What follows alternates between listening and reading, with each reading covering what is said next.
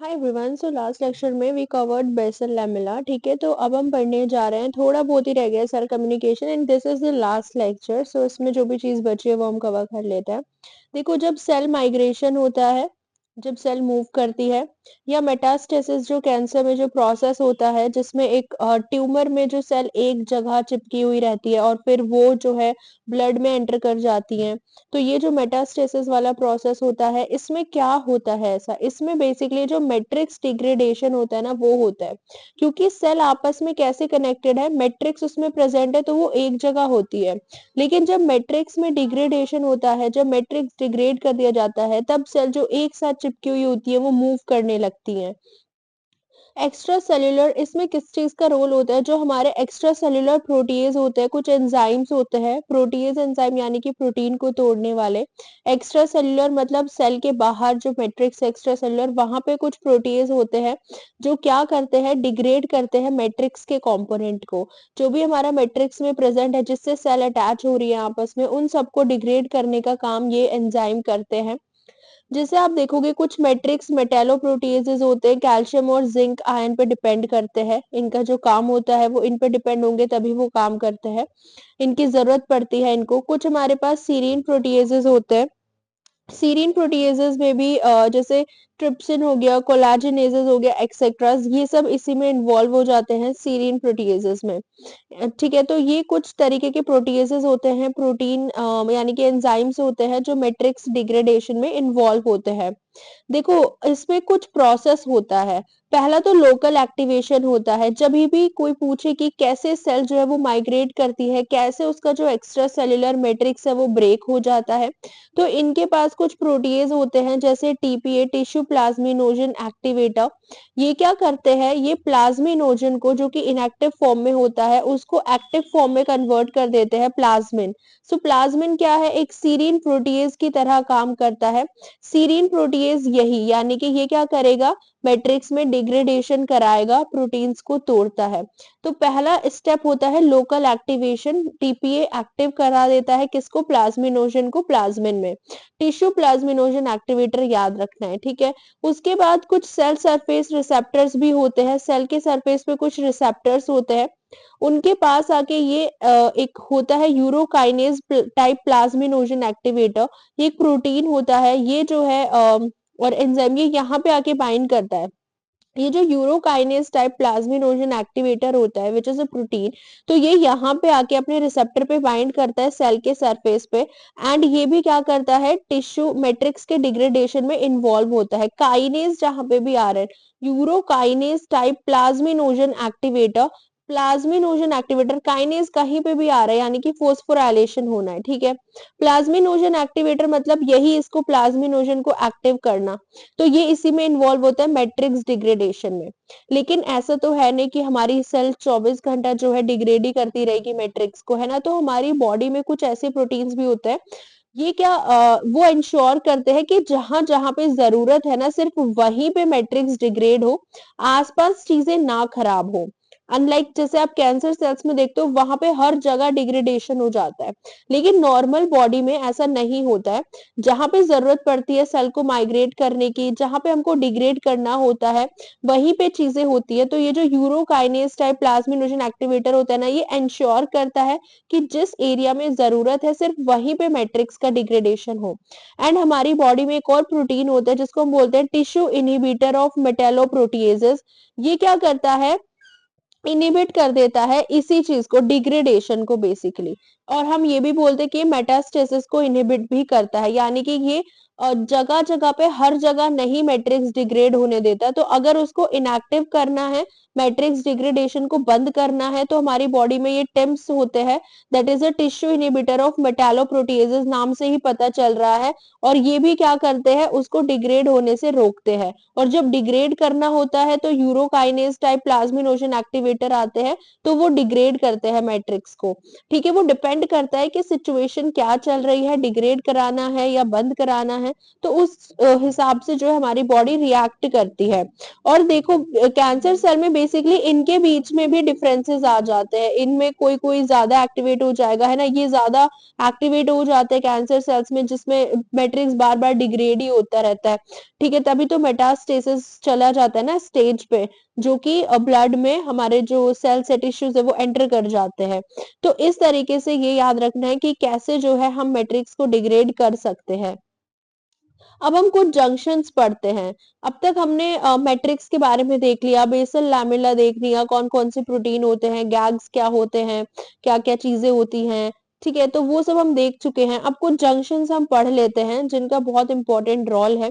Tight junction सबसे पहले आ जाता है, इनको हम ऑक्लूडिंग जंक्शन भी बोलते हैं, और जोना ऑक्लूडेंस। सो इन इनवर्टिब्रेट्स की अगर हम बात करें, इनको हम सेप्टेट जंक्शन बोलते हैं इनवर्टिब्रेट्स के अंदर, ठीक है, ऑक्लूडिंग जंक्शंस हो गए, जोना ऑक्लूडेंस हो गए। They are made of sealing strand connected with actin. ये एक ऐसे स्ट्रैंड जैसे होते हैं, सीलिंग स्ट्रैंड आपस में एकदम सील हुए रहते हैं, और एक्टिन के थ्रू ये कनेक्टेड होते हैं आपस में। तीन इंपॉर्टेंट ट्रांस मेम्ब्रेन प्रोटीन, देखो पता है जैसे यहाँ पे एक्टिन आया, अब एक्टिन क्या है, एक्टिन हमने पढ़ा था ना, साइटोस्केलेटन प्रोटीन होते हैं। तो ये चीजें एकदम याद आ जानी चाहिए जब भी कोई वर्ड आता है कि ये हमने पहले पढ़ा हुआ है।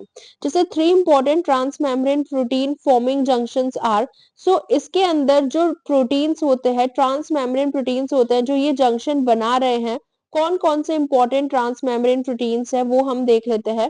पहला होता है इसमें ऑक्लूडिन, ऑक्लूडिन सबसे पहले आइडेंटिफाइड हुआ था, और इसके अंदर 4 डोमेन होते हैं, ट्रांस मेम्ब्रेन डोमेन जो है वो 4 होते हैं।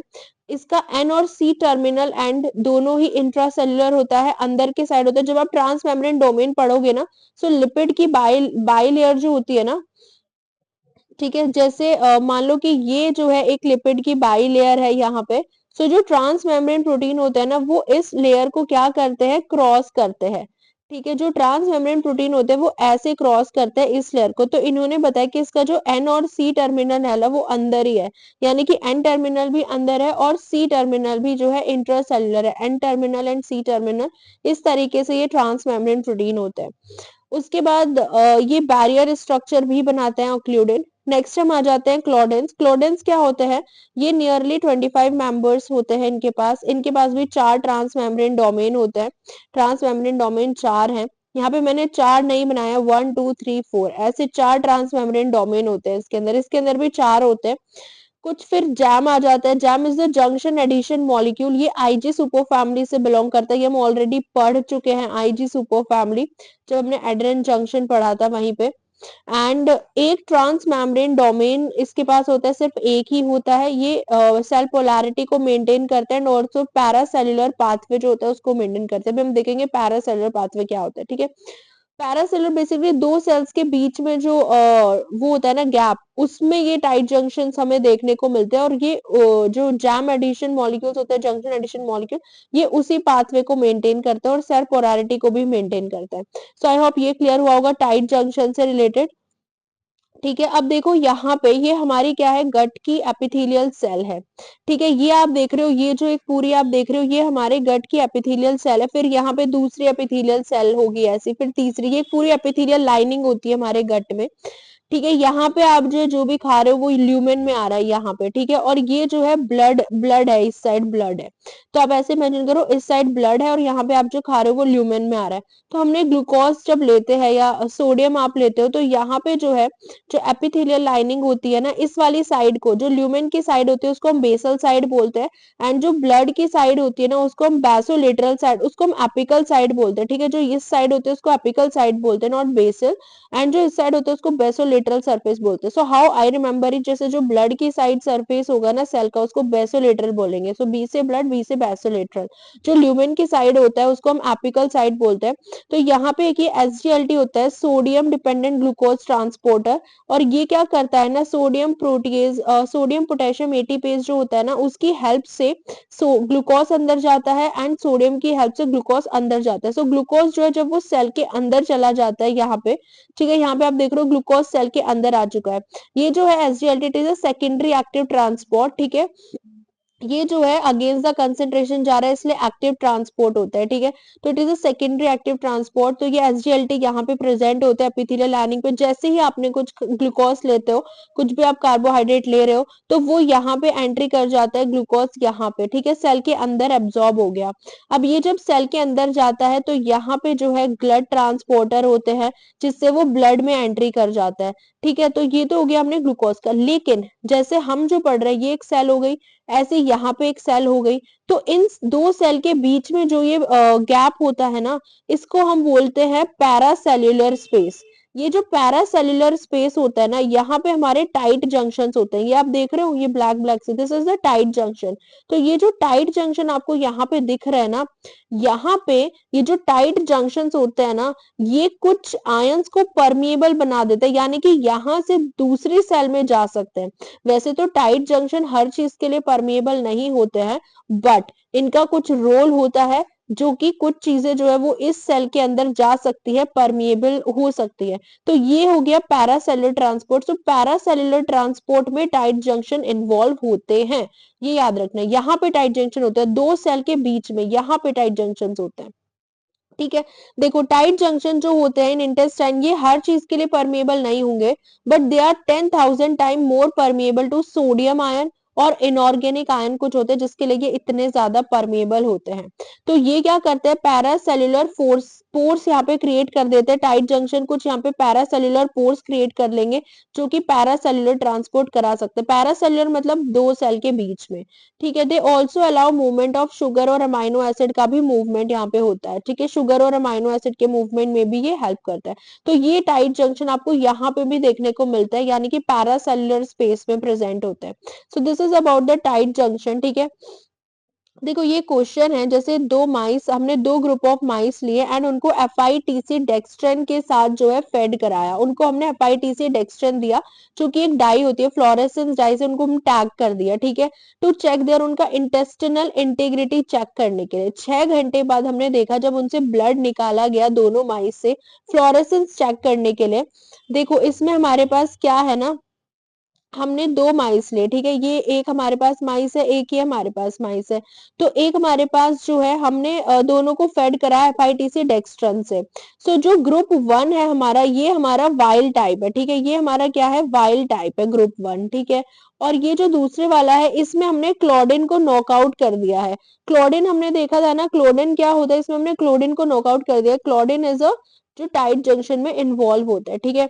तो अब हमने देखा कि ये जो FITC डेक्सट्रन है, इसका फ्लोरेसेंस हमें कहाँ देखने को मिलता है, ठीक है। तो group 1 is positive for fluorescence. Basically अगर FITC डेक्सट्रन होगा, यानी कि FITC डेक्सट्रन जो कि एक फ्लोरेसेंस से हमने टैग किया हुआ है, तो इन्होंने बोला ग्रुप 1 पॉजिटिव होगा फ्लोरेसेंस के लिए, क्योंकि ये वाइल्ड टाइप है, इसके अंदर टाइट जंक्शन ऑलरेडी इन्वॉल्व है, तो वो ब्लड में नहीं जा पाएगा, क्योंकि टाइट जंक्शन ऑलरेडी पैक्ड है अच्छे से। लेकिन वो ब्लड में नहीं जा पाएगा, तो हमें फ्लोरेसेंस नहीं देखने को मिलेगा, क्योंकि हम ब्लड में फ्लोरेसेंस देख रहे हैं, क्योंकि ब्लड हमने एक्सट्रैक्ट किया है, तो हमें फ्लोरेसेंस इस केस में नहीं मिलेगा।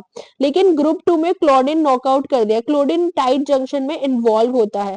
जैसे ही हम टाइट जंक्शन में जैसे ही क्लोरीन हमने नॉकआउट किया, सो टाइट जंक्शन जो है वो परमिएबल हो जाती है, और ये जो है ब्लड में एंट्री कर जाता है। तो जैसे ये क्लोरीन 1 नॉकआउट केस होगा, इसमें हमको फ्लोरेसेंस देखने को मिलेगा, क्योंकि टाइट जंक्शन इसमें अफेक्ट हो गई है। सो क्लोरीन 1 जो होता है is very important in tight junction, ठीक है। तो ये इस तरीके से दोनों नेगेटिव है, और सारे ऑप्शन रॉन्ग हो जाते हैं। Group 2 will show no fluorescence, नहीं, ग्रुप 2 शो करेगा, क्योंकि इसके पास जो है क्लोरीन नहीं है, और वो क्लोरीन जो है उसको परमिएबल होने से बचा रहा था। लेकिन जब हमने क्लोरीन बाहर कर दिया, तो वो परमिएट हो जाता है, वो ब्लड के अंदर एंट्री ले जाता है, तो तभी हमें ब्लड में फ्लोरेसेंस देखने को मिला।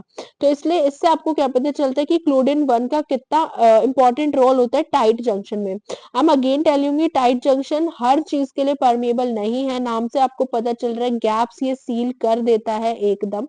लेकिन ये पैरासेल्युलर ट्रांसपोर्ट में इन्वॉल्व होते हैं, कुछ आयंस होते हैं सिर्फ, कुछ इनऑर्गेनिक आयन, जिसके लिए ये परमिएबल होते हैं टाइट जंक्शन। ठीक है। अब हम इनके कुछ इंपॉर्टेंट फंक्शन देख लेते हैं टाइट जंक्शन के। ये जो है लीकेज प्रिवेंट करते हैं सॉल्यूट एंड आयंस की बिटवीन एडजेसेंट सेल्स।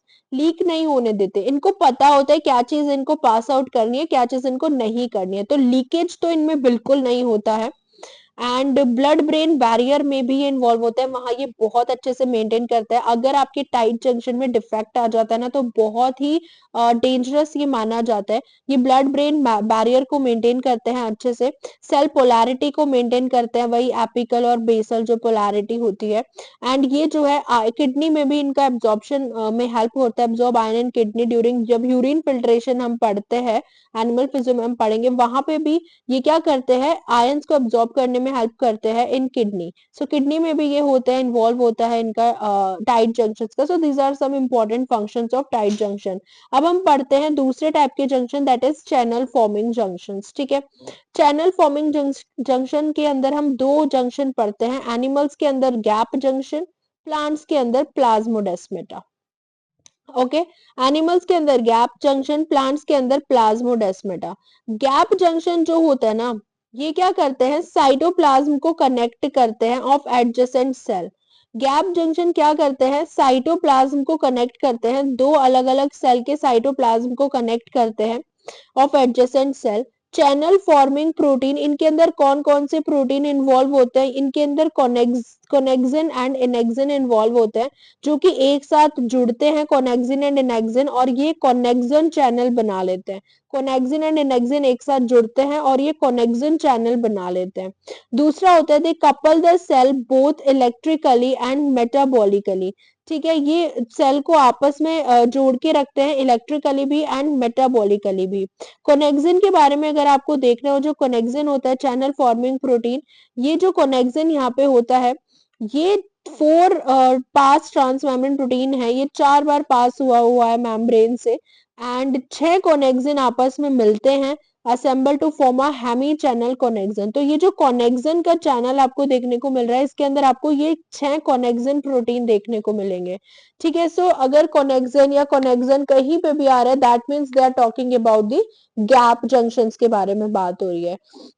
दूसरे टाइप का जंक्शन हमारे पास होता है, इसके कुछ फंक्शन देख लेते हैं गैप जंक्शंस के। ये क्या करता है, it excite the cell through electrical coupling. ठीक है, फास्टर कंडक्शन होता है गैप जंक्शन में, क्योंकि आपस में कनेक्टेड है ना अच्छे से, सो इलेक्ट्रिकल कपलिंग में हेल्प करता है। यानी कि कुछ आयंस एक सेल से दूसरे सेल में चले गए, उसको एक्साइट कर दिया है ना, इस तरीके से सिग्नल भी ट्रांसमिट हो जाते हैं। दे शेयर मेटाबोलाइट्स शेयर होते हैं दोनों सेल के बीच में। एम्ब्रियोजेनेसिस में ये बहुत इंपॉर्टेंट होते हैं गैप जंक्शन। गैप जंक्शन हमेशा खुले हुए नहीं रहते हैं, वो फ्लिप होते रहते हैं ओपन और क्लोज्ड स्टेट में। जब सेल डैमेज हो जाती है, ये बंद हो जाते हैं ताकि आयन लीक ना हो, to prevent leakage of ion to adjacent healthy cell. मान लो कोई सेल डैमेज हो गई है, अब उससे कुछ आयन हेल्दी सेल में ना चले जाए, क्योंकि हेल्दी सेल को हमें बचाना होता है, तो ये क्लोज हो जाते हैं, so they are not always open.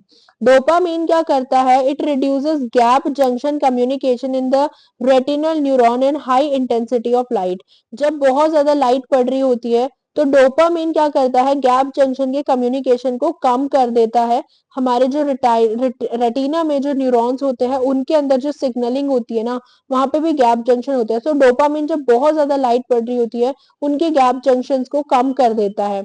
इससे क्या होता है ना, this help rod photo receptor to switch to cone photo receptor. इससे जो रोड फोटो रिसेप्टर्स होते हैं, वो कौन फोटो रिसेप्टर में कन्वर्ट हो जाते हैं, यानी कि स्विच हो जाते हैं इन हाई इंटेंसिटी ऑफ लाइट में। और उल्टा होता है जब लो इंटेंसिटी ऑफ लाइट होती है। सो हाई इंटेंसिटी ऑफ लाइट में रोड फोटो रिसेप्टर स्विच हो जाते हैं to cone photo receptor. So this is about the function of gap junction. दूसरा हम पढ़ते हैं प्लाज्मोडेस्मेटा, वो हमने एनिमल्स में देखा गैप जंक्शन।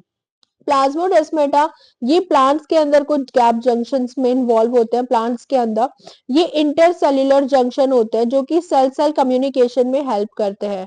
ये क्या करते हैं, जैसे ये एक सेल हो जाती है, ठीक है, ये जो सेल वॉल है दोनों सेल की, ये एक सेल वॉल हो गई, ठीक है, cell wall of adjacent plant cell. So ये सॉरी, ये एक सेल हो गई, यहाँ पे हमारे पास ये एक सेल हो गई, ये एक सेल हो गई।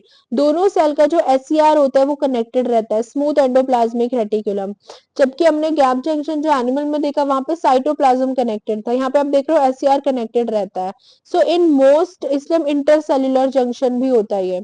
In most structure of plasmodesmata में एक थिन सिलेंड्रिकल स्ट्रक्चर होता है जिसको हम डेस्मोट्यूब्यूल बोलते हैं। ये ग्रीन कलर से आप देख रहे हो, इस तरीके का ये डेस्मोट्यूब्यूल स्ट्रक्चर होता है, प्रेजेंट होता है। डेस्मोट्यूब्यूल इज कंटिन्यूअस विद एससीआर से निकलता है, ये दूसरे एससीआर में जुड़ जाता है, इस तरीके से कनेक्टेड होता है। This structure allows movement of solute and molecule between adjacent cell. दोनों एडजेसेंट सेल के बीच में सॉल्यूट एंड मॉलिक्यूल्स जो होते हैं वो मूव करते हैं, movement of solid and molecule between adjacent cell. In some cases में इवन एमआरएनए भी पास कर जाता है इससे, इसको हम सिम्प्लास्टिक मूवमेंट भी बोलते हैं। In some cases even mRNA can also pass through this, mRNA भी इससे पास हो जाता है, and this is symplastic movement. ठीक है, तो ये तो था प्लाज्मोडेस्माटा। और ये जो गैप जंक्शन है ये हमने किसके अंदर देखा है, चैनल फॉर्मिंग जंक्शन में। हमने गैप जंक्शन देख लिया एंड प्लाज्मोडेस्माटा देख लिया, और टाइट जंक्शन हम ऑलरेडी पढ़ चुके हैं। थोड़ा सा रिवीजन कर लेते हैं। पहला कॉनेक्सॉन, कॉनेक्सॉन कॉनेक्सॉन हमने पढ़ा, ये गैप जंक्शन है। सेलेक्टेंस का टारगेट क्या होता है, कार्बोहाइड्रेट होता है सेलेक्टेंस, ठीक है, हम पढ़ चुके हैं। आरजीडी सीक्वेंस कौन रिकॉग्नाइज करता है, इंटीग्रिन ही रिकॉग्नाइज करते हैं आरजीडी सीक्वेंस, ये भी हम पढ़ चुके हैं। कैडरेंस वो होमो होते हैं कि हेट्रो, कैडरेंस तो ऑब्वियसली होमो होते हैं, एक जैसा होगा वो दूसरे वैसे ही से बाइंड करता है, तब से हम पढ़ते आ रहे कैडरेंस तो होमोफिलिक ही होते हैं। हेमीडेस्मोजोन सेल सेल होता है या सेल ईसीएम होता है, सेल सेल तो डेस्मोजोन्स होते हैं, हेमीडेस्मोजोन्स तो सेल ईसीएम होते हैं। इंटीग्रिन तो हेट्रोडाइमर होता है एंड कैडरिन होमोडाइमर होता है। एडेनिन जंक्शन में इन्वॉल्व होता है क्या इम्यूनोग्लोबुलिन, या नहीं, एडेनिन जंक्शन में नहीं होता है। इम्यूनोग्लोबुलिन सेल सेल में इन्वॉल्व होते हैं, they are only cell cell connection, true. Adherens junction में तो डेस्मोजोन्स आ जाते हैं, है ना, एडेनिन जंक्शन में नहीं आते हैं। एडेनिन जंक्शन में आईजी नहीं आता है, सो ये फॉल्स है, एडेनिन जंक्शन के अंदर हम डेस्मोजोन्स पढ़ते हैं। यस, सो ये जो था एक पूरा हमारा रिवीजन हो गया है कि जो जो चीजें हमने